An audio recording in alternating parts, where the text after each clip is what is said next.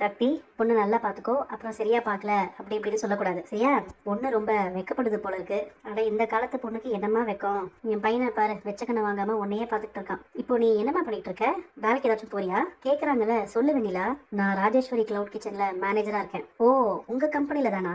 இப்போ கொஞ்ச நாளா தான் போயிட்டு இருக்கா. கல்யாணத்துக்கு அப்புறம் அவளை வேலைக்கு அனுப்பணுமா வேண்டாமான்றது உங்க விருப்பம் தாங்க. பொண்ணும் பையனும் கொஞ்சம் தனியா பேசட்டும். ரெண்டு பேரும் ஃப்ரீயா நல்லா மனசை விட்டு பேசினாதான் ஒருத்தரை புரிஞ்சுக்க முடியும். என்னால உங்ககிட்ட வாங்க போங்கலாம் பேச முடியல வெண்ணிலா. மனசுக்கு ஒருத்தங்க ரொம்ப க்ளோஸ் ஆயிட்டாங்கன்னா அப்புறம் எப்படி அவங்க கிட்ட ஃபார்மலா பேச முடியும்? என் பேரு சக்திவேல், நீ என்ன ஷார்ட்டா சக்தினே கூப்பிடலாம். ஓகே சக்தி, நீங்க இவ்வளோ ஓப்பனா பேசுறதுனால நானும் ஓப்பனாவே சொல்லிடுறேன். ஏன்னா இங்க எல்லாருமே உங்ககிட்ட ஒரு பெரிய விஷயத்த மறைக்கிறாங்க. நீங்களும் உங்க பேரண்ட்ஸும் என்னமோ கல்யாணமே முடிஞ்ச மாதிரி ரொம்ப சந்தோஷமா பேசிட்டு இருக்கீங்க. ஆனா நான் யாரு என்னன்னு என் பாஸ்ட பத்தி தெரிஞ்சா நீங்க இப்படிலாம் பேசிட்டு இருக்க மாட்டீங்க. நீ சொல்லு வெண்ணிலா, நான் தெரிஞ்சுக்கிறேன். நான் இந்த வீட்டு பொண்ணே கிடையாது. ஃபர்ஸ்ட் இந்த வீட்டுக்கு நான் எப்படி வந்தேன்னு உங்களுக்கு தெரியுமா? நான் ஒருத்தனை சின்சியரா லவ் பண்ணேன். அவன் தான் என் உலகம்னு நம்பிட்டு இருந்தேன். அவனுக்காக என் அம்மாவே நான் பகிச்சுக்கிட்டேன். கடைசியில் அவன் என்ன பண்ணான்னு தெரியுமா?